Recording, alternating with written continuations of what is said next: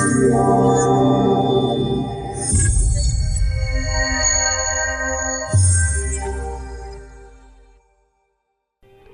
Dave is ad-free thanks to all you guys supporting the channel on Patreon. All income from donations and Patreon are used directly to upgrade cameras, light, microphones, software, things that allow me to produce more and better looking videos for you guys. All Patreons also get a discount at the merch store, and you have the option to get your name listed at the end of every video. So become a Patreon by following the link in the video description. Hello ladies and gentlemen, and welcome back to Hello Dave with Down with Astronomy. It's Monday, and that of course means it's time to have a look at what's been going on in League on the channel and what's gonna happen in the near future. First of all, of course, Fleet Carrier Beta 2. By the time this video is published, the beta should already be live. I'm recording this Sunday evening, and the beta goes live today, and it should be at 11 o'clock in-game time. So when this video is live, it should already be active. Of course, this is the second iteration of the beta test for the fleet carriers, where both PC and console players are invited. I already did a video where I go into a little bit more depth about the different changes, how I think it will affect the fleet carriers, and my personal opinion about it. So I'm not going to dive into too much detail with it here now, but I still want to just give you the highlights.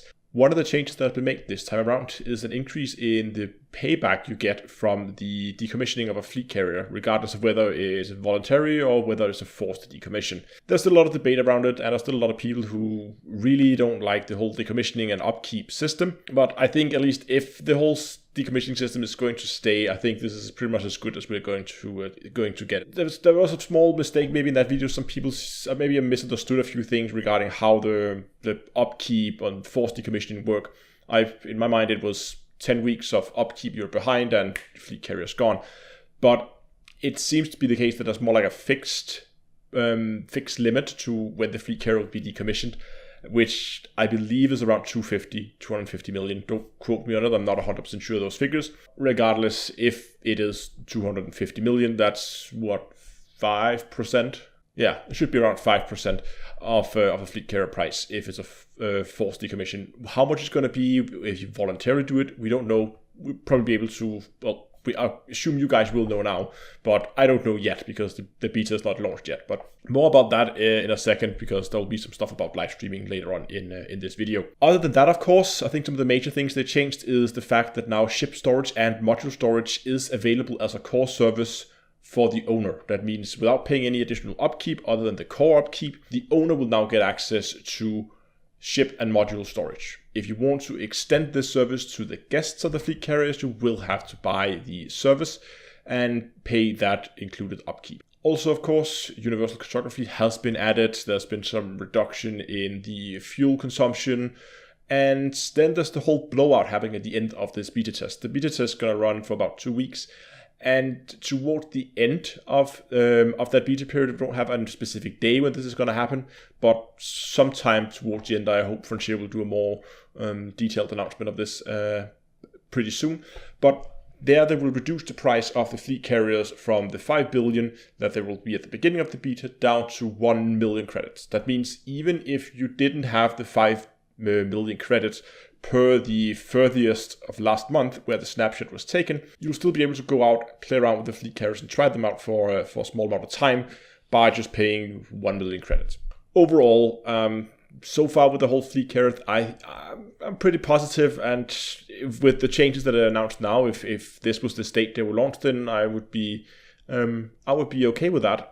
Again, plenty of things I would still like to see changed, which I did highlight in that video that I posted last week. I think that's enough about fleet carriers, almost, because there is one other thing that I need to talk about, that I want to talk about. 100 Rob over from the Antecino initiative, just as with the first iteration of the beta test, he's done a questionnaire that a lot of you guys have replied to, and the data now is out. I'm going to post a link to the forum post in the description if you want to go and dive into it in more detail. But there's just a few of the plots that I want to highlight because they're actually quite interesting, and there's some quite interesting results. First of all is the answers to the question, should fleet carriers require upkeep? And I was actually surprised to see that it was over 50% of the people taking this survey who think that upkeep should be removed completely. I know there was a lot of people, but it surprised me that it was over 50%. And we can see here only 17.5% is fine with the way upkeep are now. And actually, if we take all the people who wants to see a change to the way upkeep are now, there was an option, as you can see here, to reply with yes, it's okay, there's an upkeep if it's only for active use. So only when the fleet carrier is in use. So that means if you don't use it, you don't pay upkeep. Kind of like pay as you go kind of thing, right? If you include that, so we just say the people who want to see changes to the current upkeep method, we are well over 80%. So that's quite significant. And I really hope that is something, I'm pretty sure Frontier will have read this with interest, and I hope that that's something they will take up for evaluation.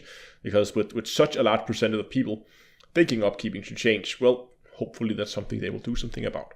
And then there was another one here that also struck me as interest, and that is the question, would you be okay with increased purchase price if it meant no upkeep? Again, here you can see we are at 57.5% that says yes. They would actually like to see the price of fleet carriers increase if that meant they didn't have an upkeep. And I guess it makes sense. I mean, if you look at it in real life, I would much rather prefer to go and get a service where it's pay once, use for the rest of your life, rather than something where you have to have a monthly upkeep, right?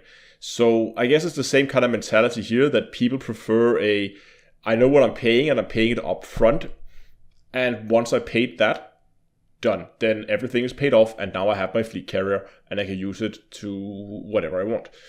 And the final one, and this is actually the most interesting graph, I think, that is to the question, what carrier service do you expect to use and how often? And if we look at this, we can see here something like refuel, repair, rearm, and ship storage, as well as module storage. For all of those, you're well above 90% of people who says always or sometimes. And in the case, and actually all of them also, they would also say always is over 50%. Pretty much, well, almost all people who are going to use a fleet carrier seems like it's going to be using at least these services. The other one, of course, that stands out is universal cartography, the UC, which is also, that as I said, always or sometimes is above 90%, and the always is above 50%. So this, to me, really shows that the way people are planning to use these fleet carriers are more as we expect, like a mobile base. I think that's going to be the common use case we're going to see for fleet carriers. It's going to be a private thing you have for yourself, where people just store their ship and they can jump it around if they want to, if they just want to use it. And I guess that's why people are so much against the whole upkeep thing, because it's going to be a personal thing. They're not planning to use it as a source of income. Obviously, by the 50% there who are planning to always use the UC, probably means that a lot of people who are planning to take this out as a mobile exploration base as well. But one thing I found interesting, that is that, look at the commodity market. Just shy of 17% that says they're going to use the commodity market a lot.